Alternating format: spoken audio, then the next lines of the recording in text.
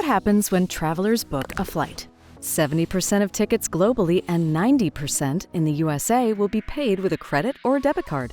The carrier will charge the card directly if the booking takes place on the airline's website.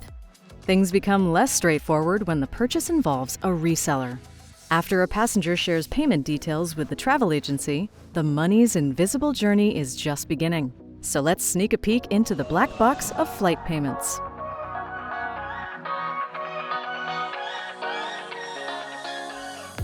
Many businesses secretly envy air travel for having two powerful platforms to orchestrate financial flows between airlines and travel agencies. One is a global billing and settlement plan, or BSP, run by IATA. The other is the Airline Reporting Corporation, or ARC, specific to the U.S. market. Over 400 airlines use IATA BSP and ARC to get paid. Together, the two giants process over $320 billion in air ticket sales annually, which is comparable to the GDP of Finland, the Czech Republic, or Chile. Let's see how these tireless mechanisms work, starting with the older and bigger one, BSP.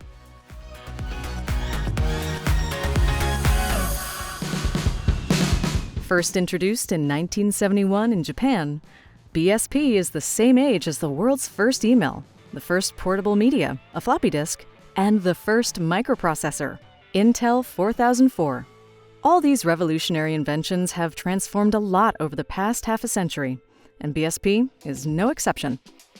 Today, it covers 180 countries and territories, with different regions operating their own local BSP departments. Along with online connectivity and a web interface for travel agencies and airlines, BSP offers three distinct payment methods for businesses of different sizes: BSP Cash, BSP Customer Card, and IATA EasyPay.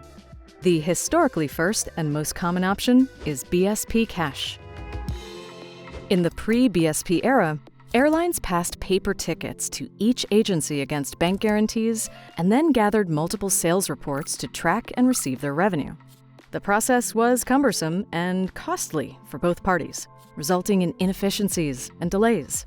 So, IATA came up with BSP Cash, a unique service that summarizes sales made by an agency and then distributes money across airlines. The travel agency is billed on a weekly basis once for all the tickets issued. So there's a single payment for multiple airlines. And on the other side of the equation, you have the airlines that basically get a single deposit from all the travel agencies. Paul Van Alphen is a travel payment strategist and managing director at Up in the Air, a travel payment consultancy.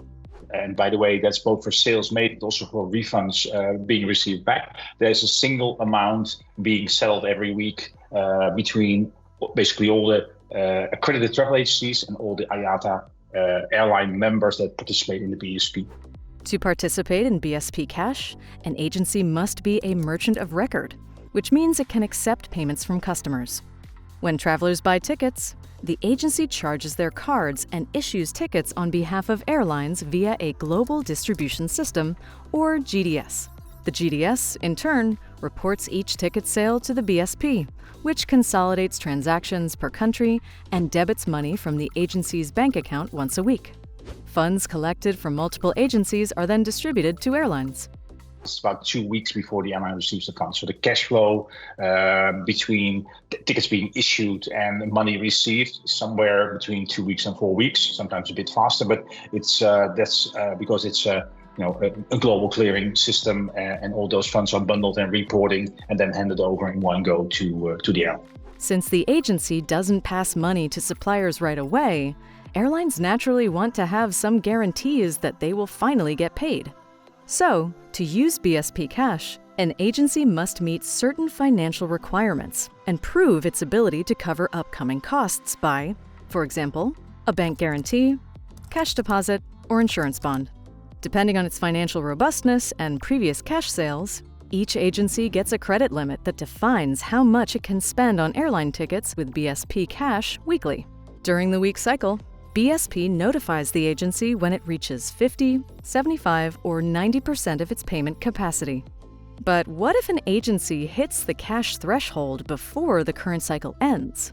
In this case, it can remit money in advance to reopen the credit or continue selling with BSP Customer Card.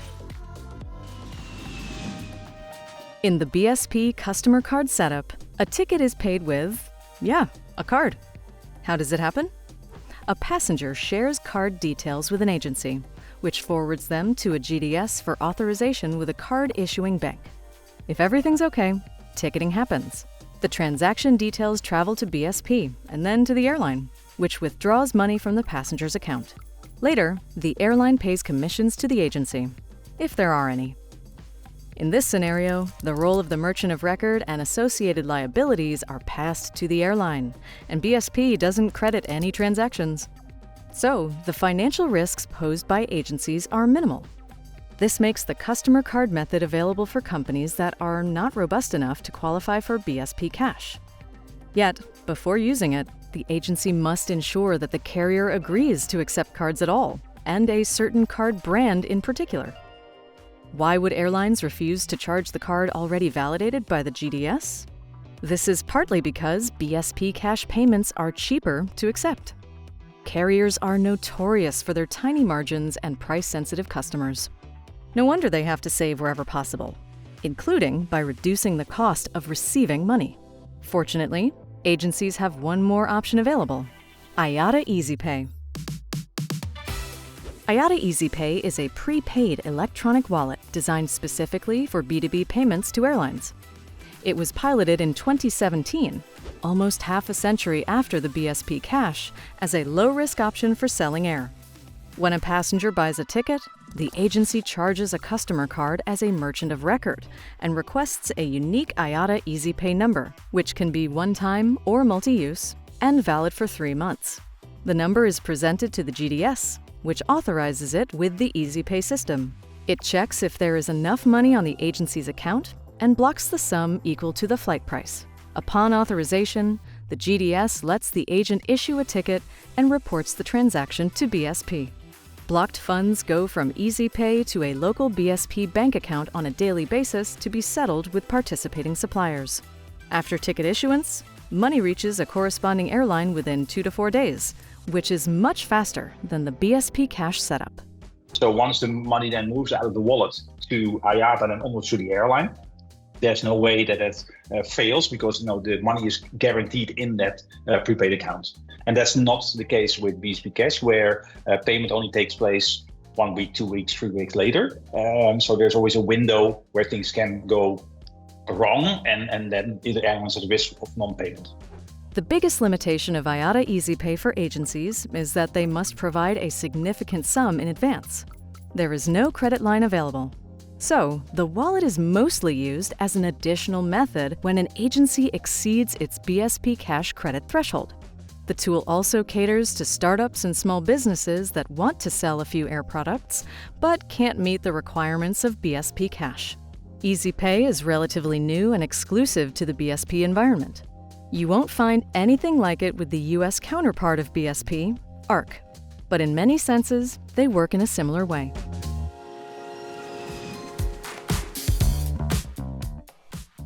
The Airline Reporting Corporation appeared in 1984 and essentially replicated BSP billing and settlement services in the US and its territories: Puerto Rico, the Virgin Islands, Guam, and American Samoa. US-based agencies participating in ARC use ARC Cash, which works the same way as BSP Cash and cards to pay airlines. Here, cards dominate over cash due to the specifics of the US payment culture. If you look at the traffic, if you look at the split between card and cash, for ARC, that's like 90% is paid by card, predominantly customer cards, consumer cards, and a small portion is virtual cards and corporate cards. And for BSP, it's about 50-50. If you look at the shares between the different cards for BSP and ARC, for instance, if I'm right, for instance, UATP, the airline travel program, I mean, they have a larger share in the US. A lot of corporate customers use that card, and that together with American Express, I think they represent already something like 50% of all the payments. Another difference from BSP is that ARC more actively helps agencies collect and process customer card payments with its platform, ArcPay. When agencies use ARC or BSP Cash, they act as merchants of record. In the customer card scenario, this role is passed to the airlines. ArcPay introduces a new approach. ARC itself becomes a merchant of record. It takes on the responsibilities and risks associated with financial transactions, and at the same time, provides resellers operating on an agency model with some extra capabilities. With ARC Pay, resellers can add service fees to bookings without running a merchant account.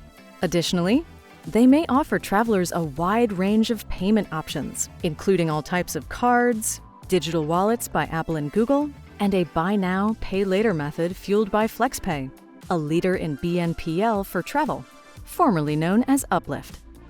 By the way, watch our video to learn more about the importance of BNPL in travel.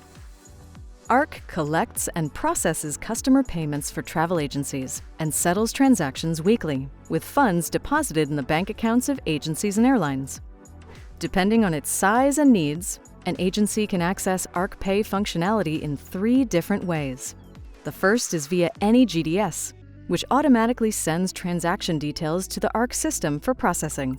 The option targets businesses already working with Sabre, Amadeus, or Travelport, specifically travel management companies.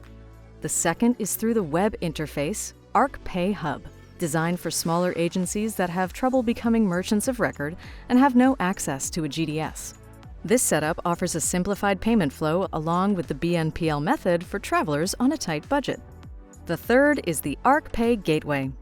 In this case, the ARC payment flow is integrated directly into the agency's website or mobile app, while money goes through ARC settlement rails directly to a supplier, bypassing the GDS. Okay, the 2 large systems, IATA BSP and ARC, seem to monopolize flight payments. Still, airlines and agencies can build their financial relationships outside both of them. When setting a bilateral partnership and direct technical integration, suppliers and resellers are free to negotiate any payment conditions and methods.